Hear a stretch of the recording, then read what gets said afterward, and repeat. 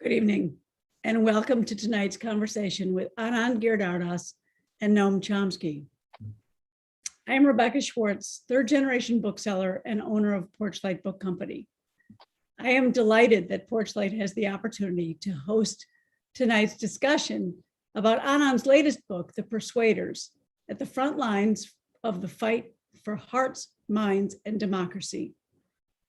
We named his previous book, Winners Take All, Porchlight's best business book of 2018. And in his acceptance speech delivered by Priya Parker, Anand's wife and herself an acclaimed author and inspiration, he said his receiving the award was either proof that business people don't read or that real change is possible. We certainly read, and Anand's new book makes it clear how that change can be made. Immersing himself in the work of folks around the country, he demonstrates how patience rather than dismissiveness, empathy rather than othering, and authentic optimism over corroded cynicism can indeed persuade hearts and minds, and even save American democracy. Anand is a former correspondent for the New York Times, the author of numerous articles for various publications, an analyst for MSNBC, and the author of 4 books. Many of you listening tonight may also know him from following The Ink, where he is creating a new kind of media space and community. Noam Chomsky is an American linguist who transformed the field. He is a philosopher, multi-prize winning cognitive scientist, essayist, social critic, and political activist. Sometimes called the father of modern linguistics, Chomsky is also a major figure in analytic philosophy and the architect of, among several fields, the concept of a universal grammar. He is Professor Laureate of Linguistics at the University of Arizona and an Institute Professor Emeritus at MIT. Noam is the author of more than 150 books on linguistics and other topics, including war, politics, and mass media. Growing up, as I did, in a book-selling family of old lefties, Noam Chomsky was practically a verb. My grandparents and father, who began and sustained our company before me, would be delighted to know we are supporting and selling so many copies of Anand's new provocative and important book, and they'd be absolutely astounded to see me turn this event over to a man they so admired, Noam Chomsky.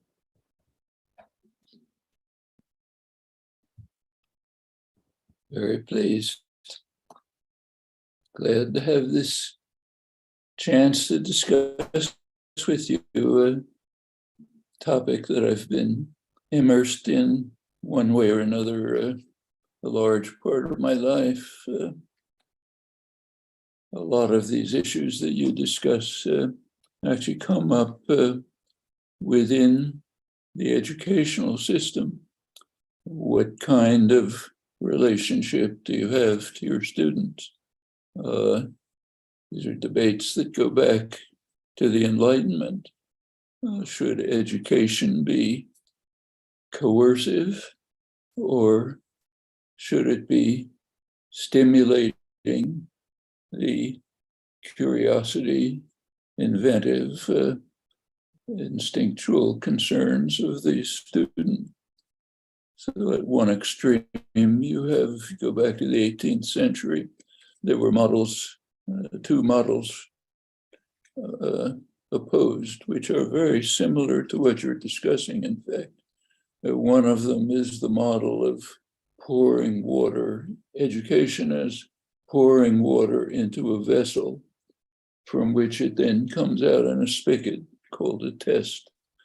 The other is the model suggested by Wilhelm von Humboldt, founder of the modern research university, a great humanist, the model of the instructor laying out a string, a basic structure along which the student progresses in his or her own way, maybe changing it, maybe rejecting what was presented. That's the exciting point in education, but in any event, just drawing out the instinctive concerns to understand, to create, to inquire, take a look at the educational system. The progressive education of John Dewey and others was the second kind. The kind that we now have is called teaching to test, push of this century. That's pouring water into a vessel and letting it come out. We've all had experience with that. Every one of us has taken courses that we had no interest in, study for the exam, get an A. 2 weeks later, you forgot what the subject was. There are other cases where you were stimulated and you pursued your interests, maybe in your own direction. Well, turning to the domain you're discussing, you do bring up different categories. Actually, the first chapter of the book is about the coercive kind of persuasion.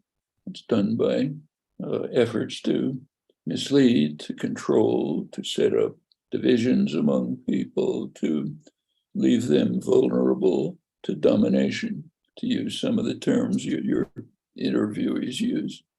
The other is a kind that seeks to reach people so as to bring them to an understanding of what's significant for them, maybe concealed in their ordinary lives by massive propaganda, but to induce them to perceive it for themselves. And as one of the commentators, interviewees puts it, if you want to lead somebody, take somebody to a certain place, walk with them, listen to them, as Paulo Freire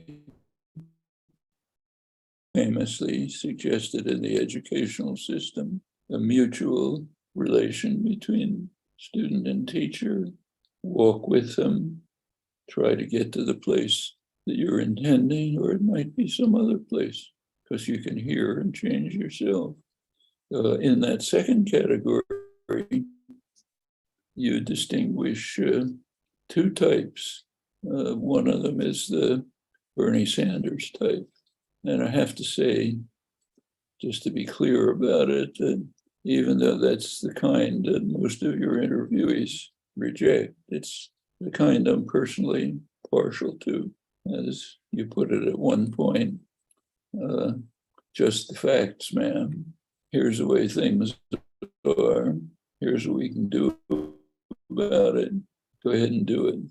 The other approach, which most of I think practically all of the interviewees accept, is a different approach, which says appeal to personal experiences, to the way people feel, not in an effort to control and dominate them, but in an effort to have them perceive their own interests and values, which are perhaps hidden, and maybe you and they will walk to the same place. Sometimes works, sometimes doesn't. The deep interviewing methods discussed in the last section go into this in some detail. I should say there's some other sectors that could be added in a different book, but we might as well mention their existence. One is the huge industry of persuasion, enormous industry. It's called the public relations industry. Advertising industry goes back to the late 19th century. In the United States is the leader, but now it's all over the world. Really took off after the First World War. Spends hundreds of billions of dollars a year to control and dominate people. And it does it by appealing to the methods that the interviewees propose, by appealing to emotions,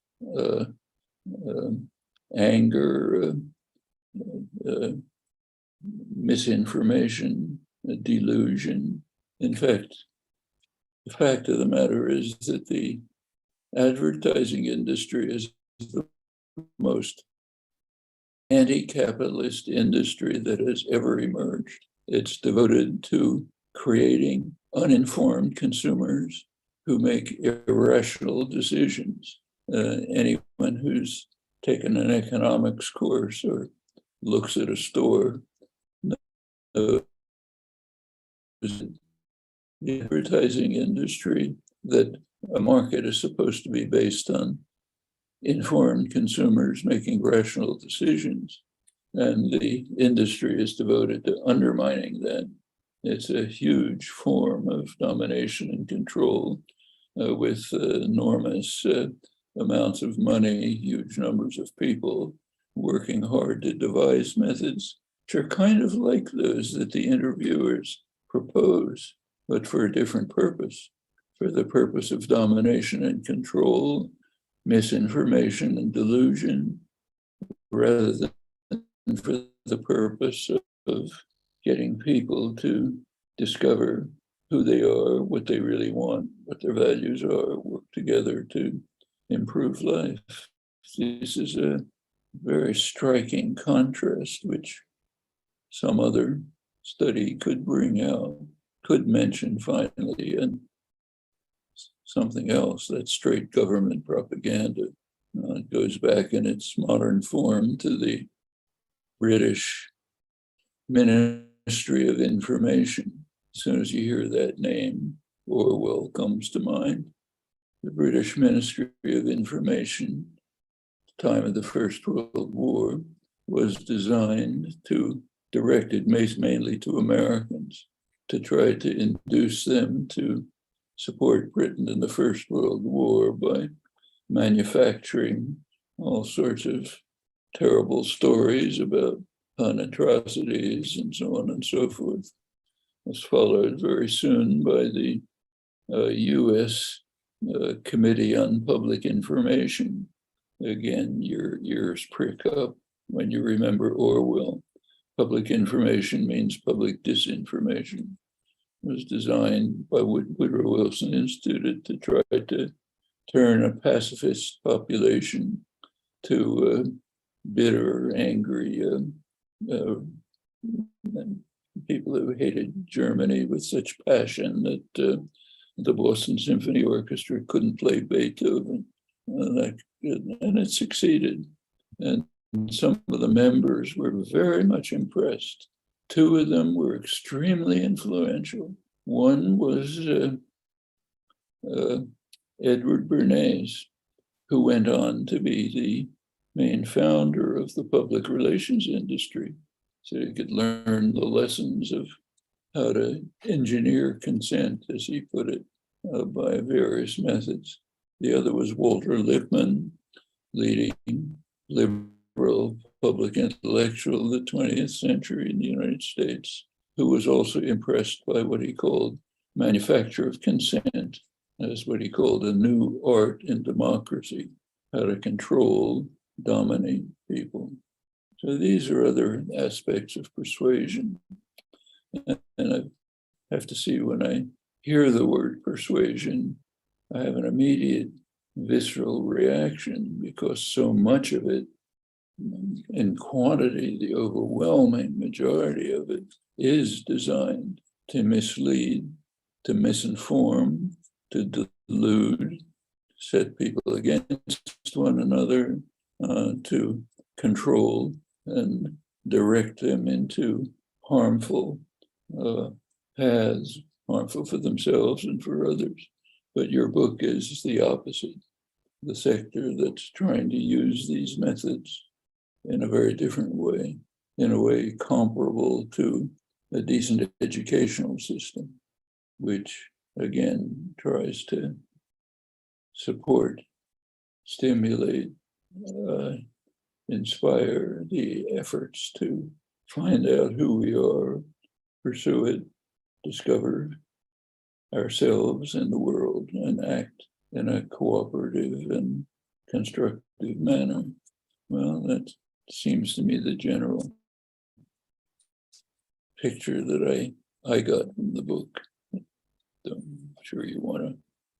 Yeah, no, thank you. First of all, Professor Chomsky, it's just an honor to have you have this conversation with me. This is a special community of people who signed up for the book a long time ago without knowing a lot, but who are part of this newsletter community that I built. You were one of the first people I interviewed for the newsletter.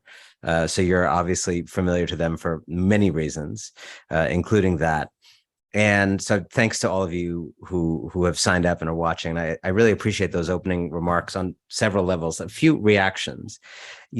I think you're exactly right. You're hitting on something that maybe I didn't make so explicit, but is coming to the fore now for me, which is that part of my frustration, which led to the book, is the frustration that only the bad guys are using skills of persuasion in our public life, which is exactly what you laid out. Only the bad guys have figured out, how to do what Fox News does to help millions of Americans process the events of their time. People don't go from seeing a Walgreens cashier speaking Spanish to fearing an alien invasion on the southern border automatically. That is something, as your work has demonstrated for so long, that requires quite a bit of intermediary processing and meaning making for a person to go from kind of 1 to 10.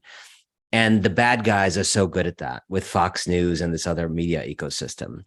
You look at someone, a dimwit like Donald Trump or people around him, who is nonetheless so effective at picking kind of very particular scabs, in picking the perfect fights that frame an issue in a way that everybody is suddenly talking about that issue.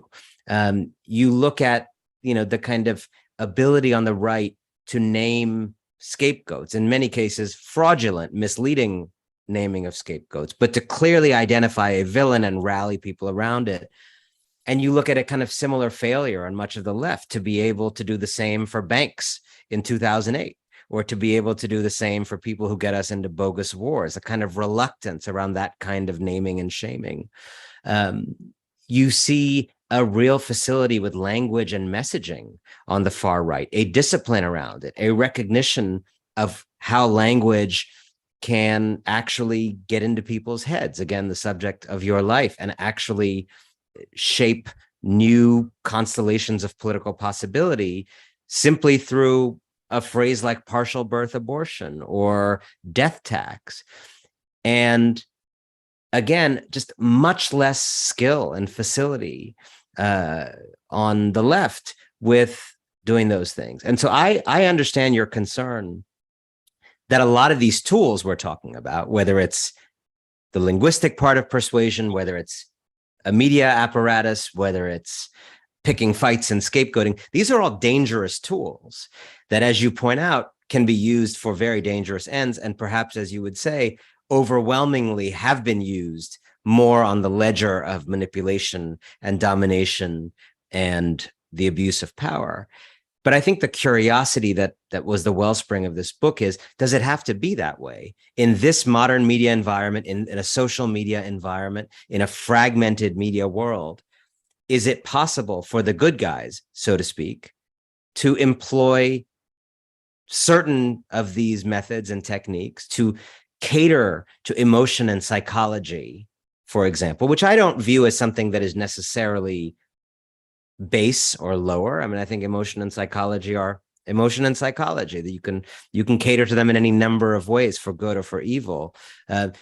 Can those who want more democracy, who want more inclusion, who want a society that works for everyone, can they too play to emotion and psychology the way the right does? Can people who want a bigger we employ language with the same kind of discipline and skill and rigor and creative possibility that someone like Frank Luntz on the right has? Can the left create belonging, not vote for my side, not vote blue no matter who, but real belonging, almost the transcendental kind of feeling you get when you go to a great concert or you go to an incredible, symphony. There's a thing we all feel.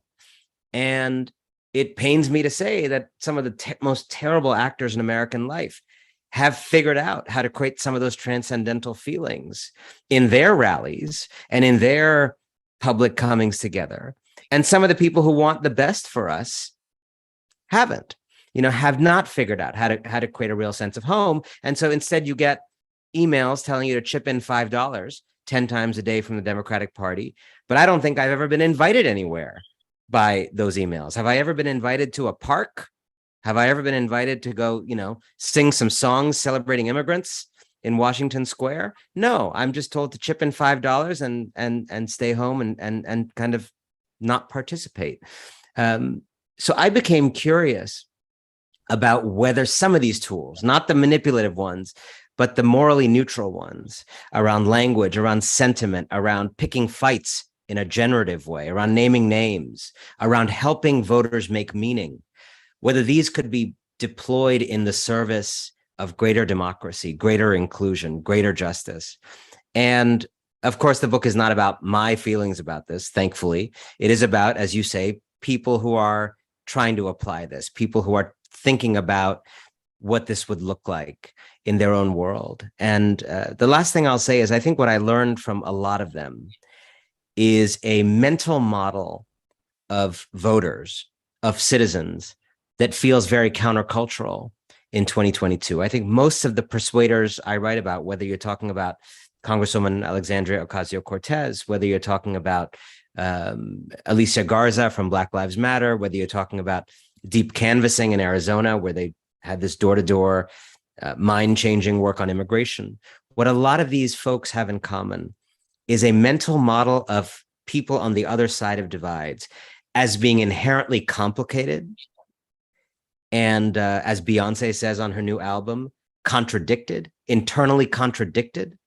Even if they have a public stance on an issue that is seemingly a monolithic stance, there is a B-side to everybody on everything.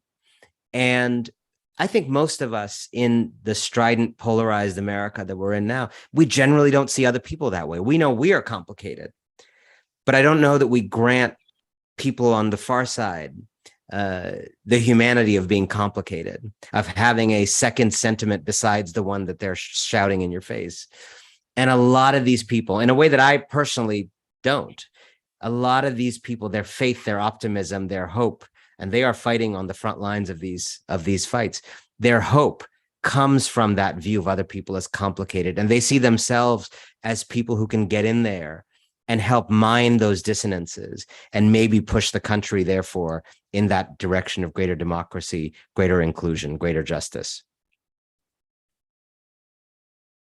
Well, a number of your interviewees pointed out, I think maybe it was Alicia Garza who pointed out that, discussed how she was working in a community and managed a community that had no interaction, that was atomized, that was hopeless, got them organized to try to work on a local problem, the problem of the city was trying to impose on them the costs of placing the electrical system underground.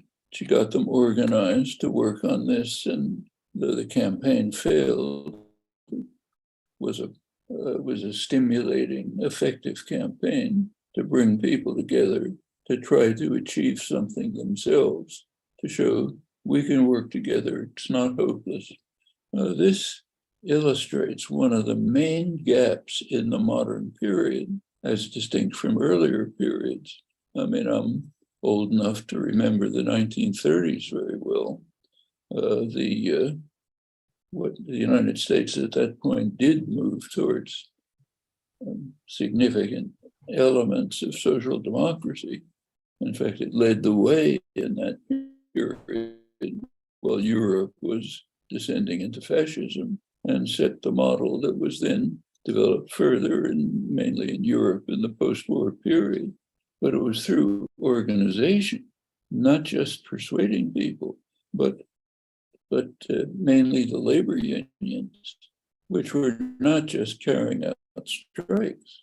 They were cultural institutions. The labor meetings were places where you got together, talked things out, clarified your ideas, worked out what to do next.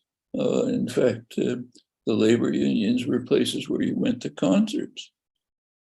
And say my aunts who were unemployed seamstresses even got a week in the countryside in the Ilgu home out there. It was your life. People worked together, and in that context, the kind of persuasion that you get in canvassing door to door in Arizona takes on quite a different character because people are picking it up and doing it in their own organizations.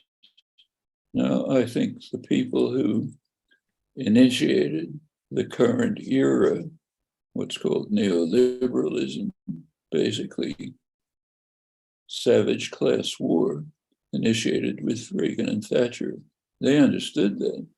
And the first acts that they carried out, Reagan and Thatcher, were to destroy labor unions. You have to destroy the means by which people can come together and resist the massive assault that's coming, which was planned. And Thatcher more or less captured it in her famous phrase that there is no society, just individuals in the market, meaning you people can't organize to protect and defend yourselves, as she certainly knew. For the rich and powerful, there's a very rich society. Chambers of commerce, trades associations, lobbying organizations, in fact, the government, which they largely control and which bails them out if they're in trouble and so on. So they have a rich society, but everyone else has no society. So therefore you're on your own, faced with the huge propaganda assaults that come from public relations industry, from government propaganda, from the Fox News media and so on. You're alone. You can't talk to your neighbor about it. And a large part of the persuading has to be building up communities, organizations, reconstituting unions, other means by which people can work together. Then you have a very different atmosphere. And the achievements of the New Deal, which were quite significant, did affect lives enormously. That's how they developed.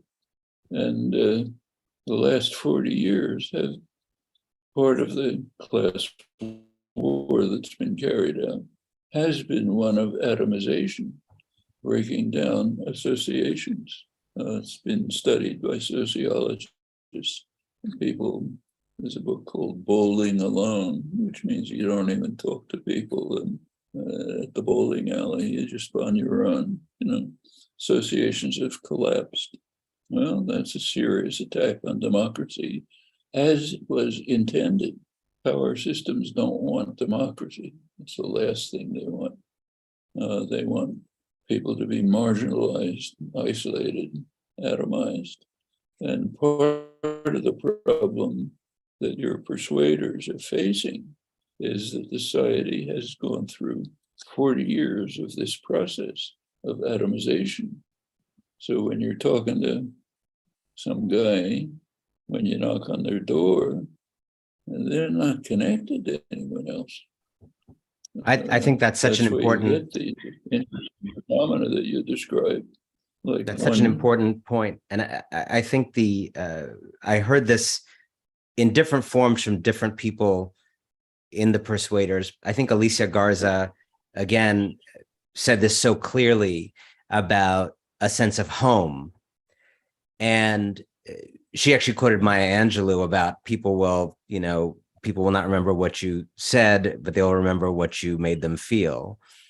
And she talked about, actually, you're right that the very powerful, of course, have their associational life. But I would add one further thing to that, which is that the layperson right, in part because of the incredible success and organizing of the powerful right over the last generation, the layperson right has also developed quite a rich associational life. Evangelical church networks are a very rich associational life for regular people on the right. Hunting clubs, fishing clubs, homeschooling networks, right? Parents supporting each other in homeschooling, campus organizations, the Federalist Society, as soon as you arrive at Harvard Law School as a right-leaning student. In many ways, although the right has become increasingly dehumanizing and dystopian, there is a way in which it has invested in this period of the left being atomized and labor unions being broken. The right has invested in IRL, in real life association, in a way that Tocqueville would have been proud of. And at the same time, for the main reason you cite, the decline of labor unions, but I think also other factors of just disinterest by the Democratic Party and other institutions, there just has not been a serious project to replace some of the associational life lost with the decline of labor in the Democratic Party and on the left more generally. And while the problem of shoring up labor again is a very hard, big problem, no one's going to solve that tonight or this year. It seems to me there could be things done to have a more associative left, to have a Democratic Party that understands the importance of bringing people physically into space together, that understands the importance of, even without an organized structure like unions, just getting people to meet and connect and be part of something. I live in Brooklyn, and I can't remember the last time there was any kind of just local thing happening here. Everything is online. Everything is channeled into social media. Everything is national in a way, and everything is talking about the big national issues, and nothing is talking about what's happening 2 blocks away that we all need to be engaged in. And I think it's a very interesting question. Obviously, restoring the power of the labor movement is crucial, but even in the absence of solving that for now, what does it look like to have a left that can associate, can actually meet, can hang out in a time of rising fascism? So many people who attended Trump rallies talked about the kind of exuberance that isolated, disaffected, disconnected people found in this kind of awful community, representing some kind of hunger to get off your couch and be in something. I think Bernie Sanders' movement, particularly in those moments when it talked about fighting for someone you don't know, and that idea of explicitly taking on disconnection and turning disconnection into solidarity. Those are very powerful moments that I think tapped into a hunger. Obama in 2008 clearly tapped into some yearning, but it seems like none of that has translated into a durable project of association on the pro-democracy side of the aisle. I wonder what you think it would take to build that in light of the current conditions. Well, take the Obama case. It's perfectly true that he inspired large numbers of people. He had an army of young supporters who were willing to work for him in neighborhoods to proceed to advance the programs that he hinted at, never really presented. They were all presented in very vague terms, hope and change and so on. But when he was elected, he disbanded them, told them to go home. We won, That's Obama. It's what happened to the Democratic Party from the 1970s.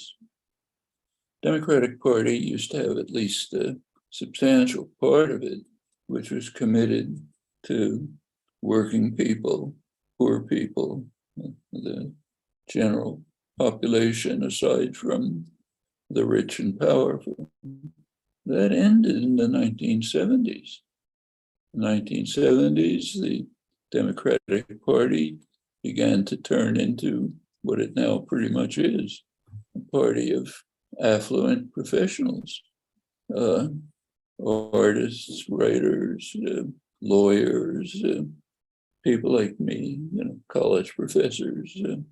That's the Democratic Party.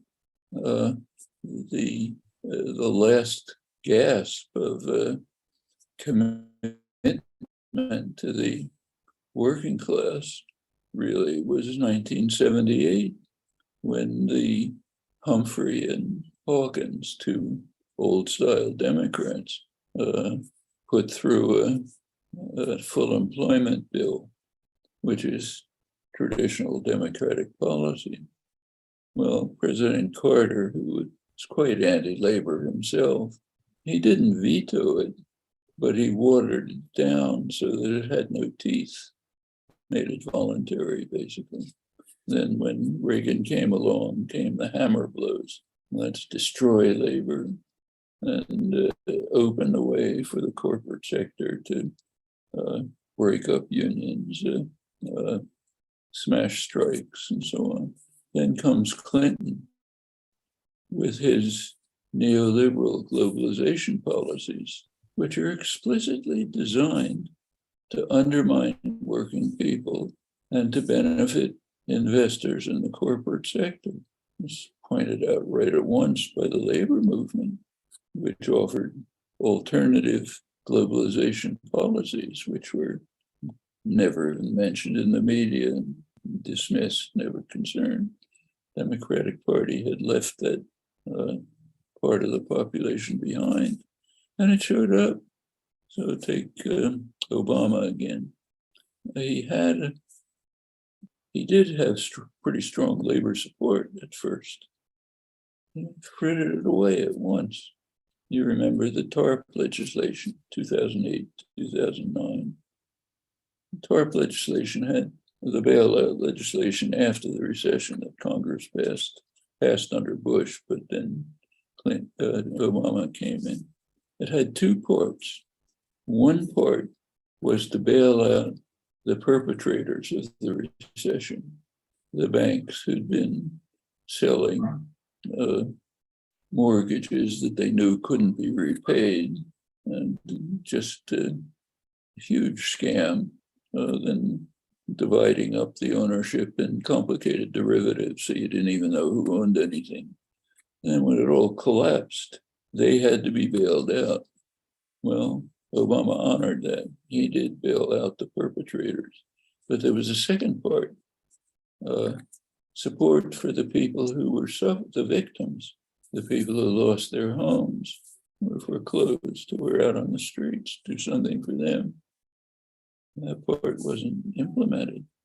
In fact, the Inspector General of the Treasury Department, Neil Barofsky, was so outraged by this that he wrote an angry book about it. But it showed 2010, right after this, there was a by-election in Massachusetts, liberal state, to fill the position of Ted Kennedy, liberal lion, most liberal member of Congress, had died. Democrats lost. Unions didn't support them. They went home. You're going to do this to us? We're not going to come out for you. So opportunities were frittered away that they can be reconstructed. You could have it at every level, community meetings. I mean, take something like, we're in the primary season. Take a look at a primary.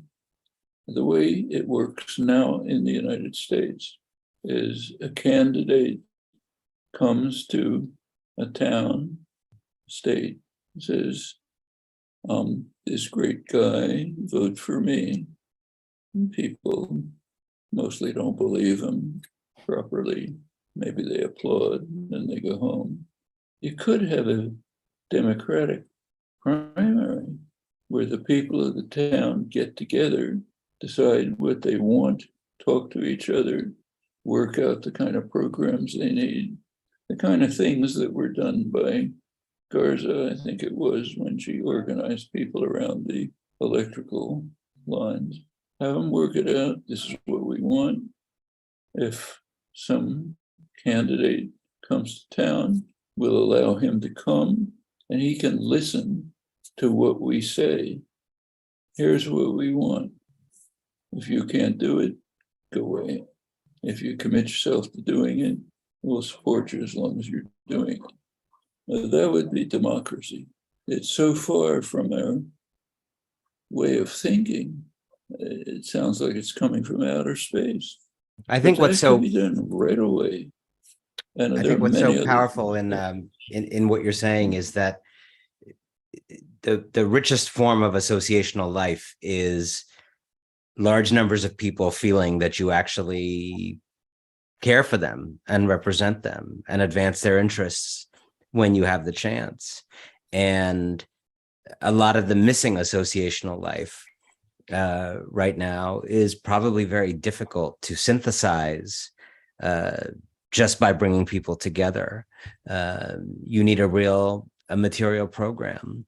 I also thought, I wanted to talk to you. You and I had a very interesting conversation, maybe towards the end of the 2020 presidential campaign. Before November, maybe it was August or September of 2020, and you had a very interesting take on Biden then, which in many ways rhymed with kind of my evolving feelings about Biden from being very, I think, contemptuous of him early in the primary and certainly not particularly inspired by him earlier in his career, to feeling that he had been in some ways more susceptible to pressure from people of kind of stronger ideological mooring than maybe Obama or Clinton had been, that there was something there where they were all having an effect on each other and having a kind of perhaps slightly more generative coalition dynamic than the coalition has had in earlier eras. And we've since seen this guy come into office. He voted for the Reagan program that you were talking about a little while ago in 1981. And he proposed 3 separate $1 trillion plus spending bills in his first year. I think we would agree he probably didn't fight hard enough for elements of all of them or many elements. Got a lot of it through, drastically reduced from the original ambition, but got things through. But I think the most fascinating thing I'd love to talk to you about is, again, this dynamic of the coalition. In the book, I kind of call it the orchestra principle. I think sometimes you can get this dynamic where the activists feel everybody should be activists. The political insiders feel everybody should be a political insider compromising. And I wonder, one of the things that strikes me as interesting in Biden's Washington is a certain grudging respect on all sides of the coalition for the job of people in different parts of the coalition. In other words, I speak to people in the White House who are not the same as the activists outside, but who respect and appreciate what the activists outside are doing and view themselves as being in a kind of dynamic, adversarial / collegial relationship with them. And I speak to the activists outside who feel like they're actually being heard in ways that maybe they weren't in previous Democratic administrations. And I hear from progressives, I think I had a conversation, many conversations with AOC about this for the book, where on the one hand, Joe Biden is the antithesis of everything she ran against. And on the other hand, her ideas have probably shaped Biden's presidency as much as anyone's ideas. So I wonder how you would reflect on that dynamic, having watched this coalition over many decades try to do things. Well, they're very, very concrete examples, which you discuss in the book. So take AOC, Alexandria Ocasio-Cortez. There's a section of the book where you describe her decision as a newly elected representative take a very courageous position to confront Nancy Pelosi by joining in support of young activists who occupied her office. That was a very critical moment. Changed the character, as you discuss in the book, it changed the character of the events that followed. That's a very courageous thing for a young, unknown representative that had barely even come into her office to do. These were Sunrise Movement activists young kids who were teenagers. They were dedicated, as much of the youth is, to trying to save organized human life on Earth from the betrayal of my generation and your generation, borrowing Greta Thunberg's words. And they decided to sit in the office. Ordinarily, they just would have been tossed out by the Capitol Police. That'd be the end of it. But Ocasio-Cortez showed up to this Pelosi's office, and in a very sophisticated way, not antagonistic, but supportive, managed to find a way to support them without breaking the relations that would be necessary to function within Congress. That was quite an impressive performance, and it had an effect. The effect was that Biden's climate program, well, not sufficient, was far better than anything that had preceded it. Well, then came the cutting away. The Republican organization, which is not a political party anymore. It's been called properly a radical insurgency that's given up on parliamentary politics. They're under the lash of their leader 100%. McConnell says this, you do that, whatever it is. And he, of course, is listening to Trump most of the time. But so they were 100% against anything. And then a couple of right-wing Democrats came along and it was slashed and cut to pieces. A little bit of it survived. Well, there were other things and this happened to the whole Build Back Better bill, not just the climate part, a lot of which came out of Bernie Sanders' office in the Budget Committee. The Democrats could have done things, and popular organizations, if they'd existed properly, could have impelled them to do it. Like one possibility was just to insist on votes on every particular element of the bill. You look at polls, all of the elements, almost all of the elements of the bill were quite popular. People opposed the bill because of the propaganda. It's just big government coming down to take something from us. But they supported the individual measures. Okay, bring that out.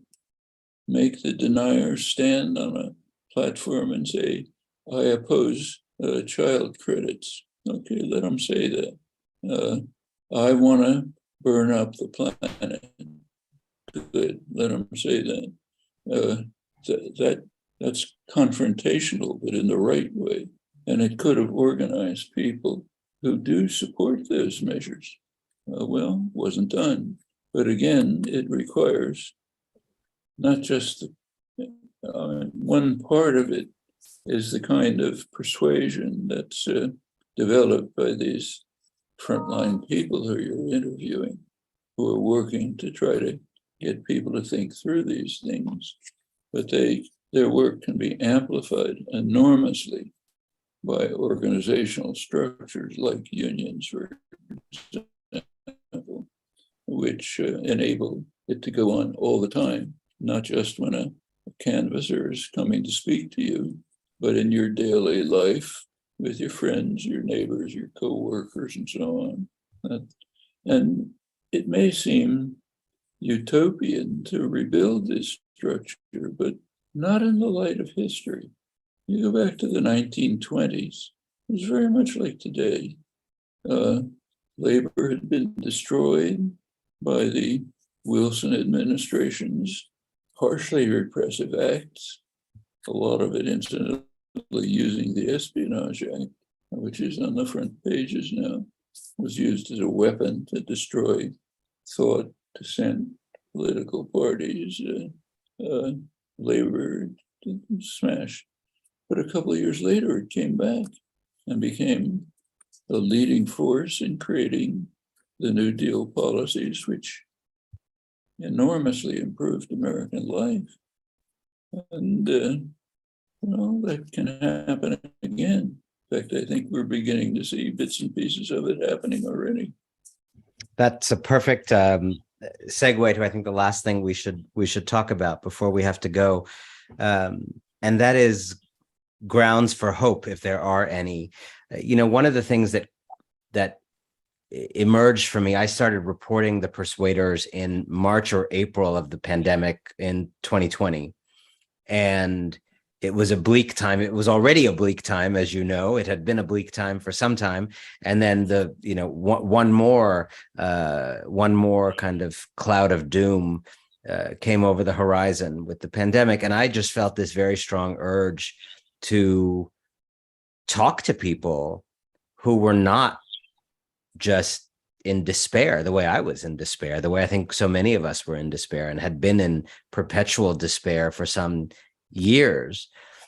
And I was drawn to these persuaders that I write about, in part because of their optimism, not a sentimental optimism, or not a kind of shallow, airy, ethereal optimism, but an optimism that comes from grounded work they are doing in communities, in relationship with people, moving consciousness, and their belief that it is still possible when so many of us write people off. And that, I think, at the heart of the Persuaders is it's not a manifesto, but if it was, it would be a manifesto against a kind of writing off that has become so common in our politics, and that is self-defeating for those of us who want more democracy, more inclusion, more freedom for more people.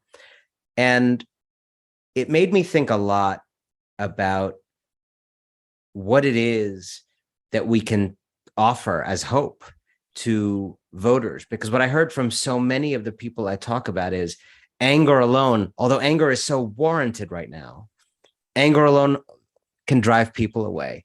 Although despair and outrage are so warranted right now, they can kind of toxify an otherwise worthy political program, because people's lives are hard enough, particularly for all the reasons, economic reasons you've been talking about. People know about bleakness. People know about dead ends.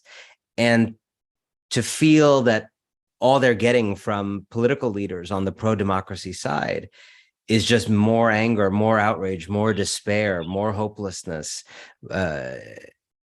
it makes it even more difficult for the pro-democracy side to prevail. And so I wonder, you and I had a conversation a couple of years ago about, is it possible to be, how do you define a kind of patriotism? How do you define believing in this country? And you said very memorably, it depends what America. Is it the America of the abolitionists or of the slavers? Is it the America of Jim Crow or of the freedom movement? So on and so forth. I wonder, how do you think the pro-democracy movement writ large can offer a hopeful, inspiring, galvanizing vision that isn't just a negative resistance vision of the terribleness of the fascism around the corner, as important as that is, but that feels like a paradise you want to go to, that feels like a positive, thrilling vision? I wonder what you feel that looks like. Yeah, I think some of your interviewees show how to do it. So take, say, healthcare, very significant issue for people. Don't have to go through the details. The United States has a utterly disgraceful system, twice the costs of comparable countries, some of the worst outcomes. And people feel it. They can't get medicines, they're too expensive. Why are they too expensive? Clinton's globalization programs, which gave enormous gifts to the pharmaceutical corporations, called intellectual property rights, core part of the so-called free trade agreements, which is, of course, a joke, not free trade, investor rights agreements.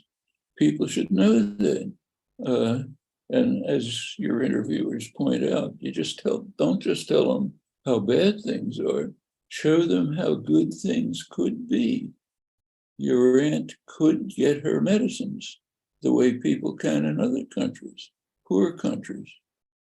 Actually, sometimes it's outlandish. I have a friend, a young faculty member, comes from Romania. Her whole family from Romania left, but her mother's still there. She wanted to bring her mother here. She can't because she can't afford it. In Romania, her mother has guaranteed health care, medicines, people, nurses visiting. Comes here, they'll use up her whole salary. Well, that's the lives that people have here. So it doesn't have to be like that. And in fact, if you go back not many years, it wasn't like that. You go back to the mid-70s when the neoliberal assault was taking off. The United States was very much like other countries. Healthcare costs were roughly in the range of comparable countries. Outcomes were back the same. All starts to split then, like everything. Wages stop rising, minimum wage stops, incarceration goes up, healthcare costs go up. These are specific policies instituted mainly by the Republicans, but with the support of the Democrats. People should understand that. It's not what Bernie Sanders is talking about. It's not utopian. I mean, in fact, you look at his policies. In the United States, they're considered radical. In other countries, they're considered normal. Talk about them. Universal health care, obviously. Free higher education, sure. Mexico, Germany, everywhere. We've just drifted way off the spectrum under this class war of the 40 years. Well, people can understand that. We can go back to Eisenhower. In those days, he was considered a conservative. By now, he looks like a flaming radical. Anybody who doesn't support the New Deal doesn't belong in our political system. Anyone who questions the rights of workers to organize, just not part of America. That's what was conservatism in the 1950s. Well, that's an America. That America can easily be achieved, and we could go way beyond it. Do much better. The richest country in the world, all kinds of advantages. We should be way in the lead. The way we were in the 1930s can be captured again. And remember that what happened in the 1930s came out of a situation very much like today. 1920s, very similar to now. A huge inequality, massive gifts to the rich and the corporate sector, unions smashed, independent thought smashed, revived. Why can't it happen again?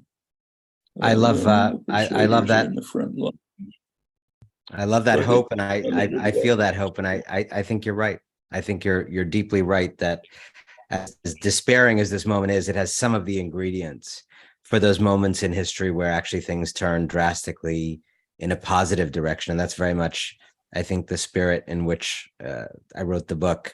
I want to thank you, Professor Chomsky, for taking the time. It means so much to me to have this conversation with you. Thank all of you for listening. This is a book that I think is meant to make you feel that you don't just have to shake your fists at the TV. That there are things we can all do in our communities and at the highest levels of politics to actually defeat fascism to actually achieve more democracy, to make people's lives better, and go beyond the outrage crouch that has been such a temptation for the last many years. So thank all of you for listening. Thank you again, Professor Chomsky, and back over to you. It seems fundamentally unreasonable to stop this conversation. But I must now thank everyone for joining us tonight. This is where, as a bookseller, I'd usually send you to an independent bookshop, including Porchlight, to purchase Anand's book, but you've already done that. And just today, our warehouse workers were busy packing up your books for shipping. So your copies of Persuaders will be in a mailbox near you soon. I know you will find it a terrific, terrific book. I wish you all good night. Professor Chomsky, I can't tell you what a colossal delight this was for me personally, and for our company. And always, everybody, find a great book tonight.